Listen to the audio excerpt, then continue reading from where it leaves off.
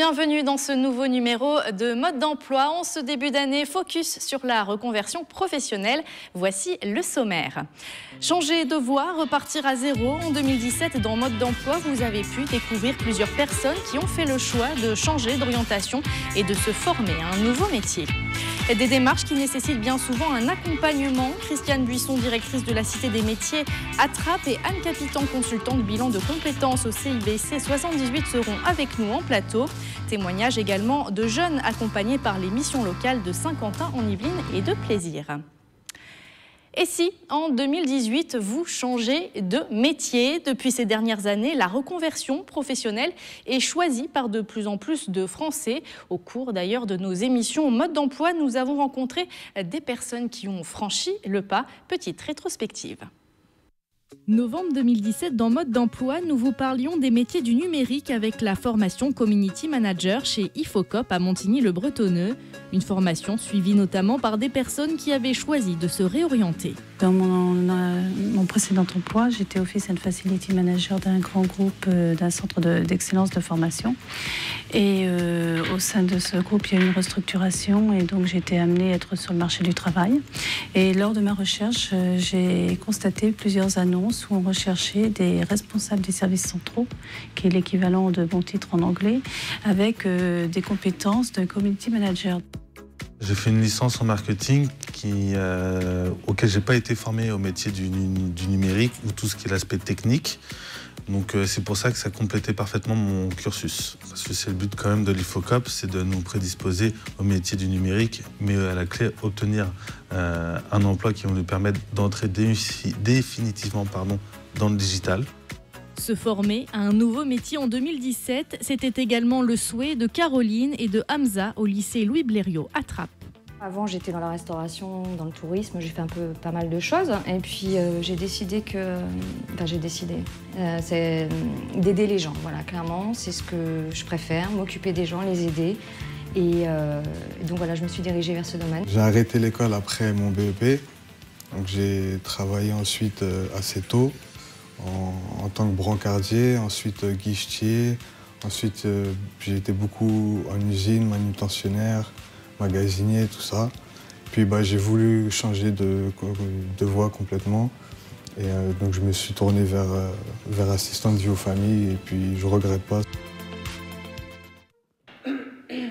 Et pour entamer ces démarches de reconversion, des organismes existent. Avec nous en plateau, Christiane Buisson, bonsoir. Bonsoir. Vous êtes la directrice de la Cité des métiers de Saint-Quentin en Yvelines. On la présentera d'ailleurs dans quelques instants. En face de vous, Anne Capitan, bonsoir. Bonsoir. Vous êtes consultante bilan de compétences au CIBC 78. Alors le CIBC, c'est le Centre interinstitutionnel de bilan de compétences des Yvelines. Est-ce que vous pouvez nous en dire plus ? Oui, alors le CIBC 78 est donc implanté dans les Yvelines et en fait appartient au réseau, à une fédération du réseau national des CIBC. Et en fait, il y a un CIBC par département. Nous sommes adossés à l'éducation nationale, donc on est organisme public à caractère commercial. Et en fait, nos prestations, enfin les services que nous apportons sont essentiellement le bilan de compétences. Mais on est aussi sur le champ de l'orientation des jeunes, coaching orientation jeunes, des prestations d'accompagnement des cadres avec le Pôle emploi, sur des appels d'offres du Pôle emploi, et puis également sur de la VAE. Voilà, on y reviendra justement, oui. Vous parliez de VAE, on y reviendra dans quelques minutes. Christiane Buisson, quelles sont les missions de la Cité des métiers qui est implantée à Trappes? Alors, une Cité des métiers, c'est un espace et un lieu ressource, un espace d'accueil pour toutes les personnes qui se questionnent sur leur vie professionnelle. Donc la vie professionnelle, c'est assez large et ça peut aller depuis l'école, le collège, jusqu'à l'âge de la retraite. On reçoit des personnes qui viennent pour préparer leur retraite et avoir un complément de revenu pour la retraite. Dans une cité des métiers, on peut être reçu en entretien individuel sur notre espace conseil par des conseillers. On peut venir utiliser un espace multimédia, faire ses démarches en autonomie sur les ordinateurs. On peut s'inscrire, on a une programmation d'ateliers, on peut s'inscrire à des ateliers thématiques. Et puis, on peut venir aussi s'informer sur les métiers à travers divers événements. Alors, lorsqu'on veut entamer une reconversion ou une réorientation, il faut bien sûr respecter quelques étapes. On va en parler d'ailleurs dans quelques minutes avec vous. Juste avant, je vous propose de regarder les témoignages de plusieurs jeunes qui, eux, ont été suivis par les missions locales de notre territoire. Ils s'appellent Mamadou, Maria, François et Nati. Âgés entre 16 et 25 ans, ils ont tous un point commun. Ils sont suivis par les missions locales de Saint-Quentin-en-Yvelines et de Plaisir. J'étais inscrit déjà au siège de la mission locale ici. Je venais tous les jours avant d'avoir mon patron. Donc, du coup, on faisait les CV, les lettres de motivation. J'ai commencé en alternance au septembre dernier, le 14. Et du coup, depuis ces jours-là et maintenant, je suis en train de faire la deuxième année en alternance. L'année dernière, j'étais en terminale scientifique. À la fin de l'année, je me suis rendu compte que ce n'était pas ce que je voulais faire et il y avait trop de théorie. Je suis venue voir la mission locale de Plaisir qui m'a aidée à choisir le filière gestion et administration. Je pense que Bac Pro Gestion et Administration va me permettre d'acquérir toutes les compétences nécessaires pour pouvoir gérer une structure toute seule. J'ai été à la mission locale et tout le monde était bien, cool, sympa avec moi et du coup, c'est là que je me suis inscrit et trouvé un conseiller qui s'appelle M. Jean-Yves. J'ai eu mon CAP en 2016 et là maintenant, j'ai un travail. J'ai connu la mission locale au mois d'août. Ils m'ont aidé à trouver mon entreprise. Ils nous ont aidé à trouver un accord financièrement avec le club du Plaisir Rugby Club. Je suis en tant qu'animateur. Je fais un BAPAT. C'est le brevet d'aptitude professionnelle assistant animateur technicien.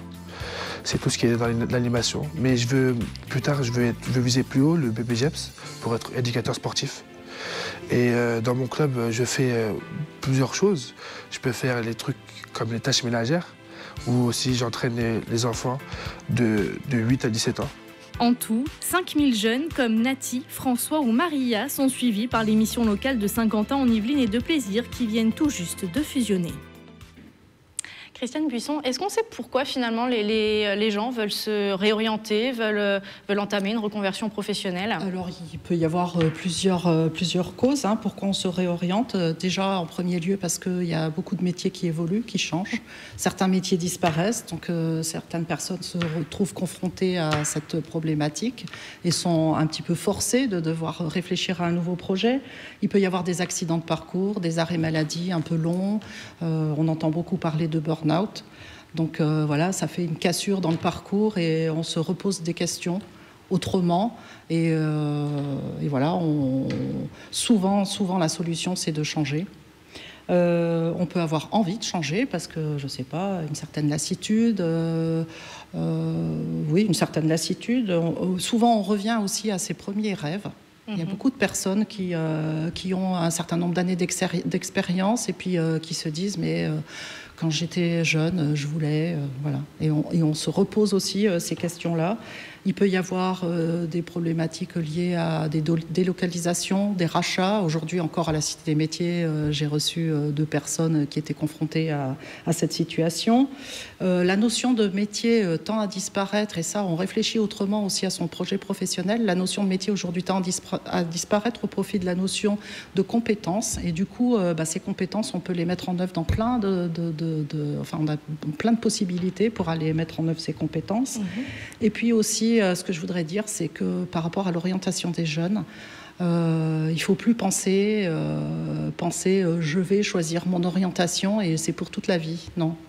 C'est plus comme ça que ça fonctionne. Maintenant, il faut bien se dire qu'on fait un choix à un moment donné pour quelques années et qu'après, on va rencontrer d'autres opportunités. Il va y avoir des changements. Tout va un petit peu vite et que forcément, on va exercer certainement plusieurs métiers dans sa vie. Donc, la formation continue, c'est important. Tous les dispositifs VAE, bilan de compétences, il faut y penser. Alors, justement, Anne Capitan, parlons de ce bilan de compétences. À quoi sert-il ? Alors le bilan de compétences, comme disait Christiane, les demandes sont très très variées finalement. Il sert à beaucoup de choses selon les attentes de la personne qui demande un bilan. Bien souvent, c'est vrai, comme disait Christiane, il y a vraiment une cassure, il y a une recherche de remobilisation. En fait, les personnes cherchent vraiment à se remobiliser. C'est vrai, quand on est dans son métier depuis plusieurs années, finalement, on se rend même plus compte qu'on exerce des compétences tellement, enfin, les choses, on les fait au quotidien, on se rend même plus compte que c'est des compétences. Donc, c'est vraiment de remobiliser cette connaissance de compétences, de ses capacités, ce sur quoi, alors l'expression que j'ai souvent avec mes bénéficiaires, c'est on descend de son vélo et on regarde tout ce qu'on a pédalé, quoi, sur des parcours de 20, 25 ou 30 ans. Et ça permet vraiment, c'est une pause sur ce parcours et de se réapproprier cette meilleure connaissance de soi. Et d'ailleurs, dans la première étape du bilan de compétences, c'est bien, toute orientation démarre par une meilleure connaissance de soi. Donc c'est de revisiter, voilà, déjà mieux se connaître, en fait, pour mieux gérer le montage de ces scénarios, parce que c'est vrai que dans le champ là, de réflexion et d'études de l'orientation, on ne parle plus de projet. Enfin, le terme tend à disparaître et on appelle ça plutôt des scénarios aujourd'hui, des scénarios imaginés, des scénarios professionnels, voilà, et de plus être sur un seul chemin. En fait, c'est aussi s'autoriser à rêver à nouveau. Et à voilà, éventuellement entrouvrir des portes et regarder qu'est-ce qui est possible aujourd'hui. Une dernière question, un conseil que vous pourriez peut-être donner aux téléspectateurs qui nous regardent et qui veulent justement se réorienter, se reconvertir professionnellement parlant. Un conseil. Rapidement. Le bilan de compétences est ouvert à tous. Les gens ne méconnaissent vraiment le dispositif. Donc, il y a des prises en charge financières. Voilà, il faut se rapprocher donc de son OPCA, des organismes paritaires collecteurs de fonds, enfin voilà, qui sont rattachés à l'entreprise. Et on peut bénéficier d'un bilan de compétences sans que son employeur soit forcément au courant, parce que ça peut déstabiliser. Mais c'est un vrai chemin, une vraie phase exploratoire, en tout cas, pour se permettre de se dire que rien n'est figé. Voilà, moi, si je peux lancer ce message, c'est ça. Christiane Buisson, un conseil pour les téléspectateurs ? Un conseil, venir à la Cité des métiers, où on peut rencontrer, entre autres, Anne Capitan et d'autres collègues du CIBC, et d'autres partenaires aussi qui travaillent sur le champ de la reconversion professionnelle. Donc, la Cité des métiers, accès libre, gratuit, anonyme. Voilà, et puis toutes les infos sur le site internet qui s'affichent en bas de votre écran. Merci mesdames d'avoir été présentes sur notre plateau. Alors l'émission touche à sa fin, mais avant, jetons un rapide coup d'œil sur vos prochains rendez-vous. Justement, la Cité des métiers Attrape organise mardi 23 janvier un atelier intitulé « Valoriser vos qualités professionnelles ». C'est de 9h30 à 11h30, inscription obligatoire au 01 34 82 82 61. Et puis si vous souhaitez en savoir plus sur les métiers des travaux publics par l'apprentissage, rendez-vous le mercredi 24 janvier à la Cité des métiers, toujours Attrape, de 14h à 16h. Inscription obligatoire au 01 34 82 82 61. Voilà, c'est la fin de ce numéro. Merci de l'avoir suivi. On se retrouve le mardi 30 janvier pour un mode d'emploi consacré cette fois-ci au métier de la sécurité. À très bientôt.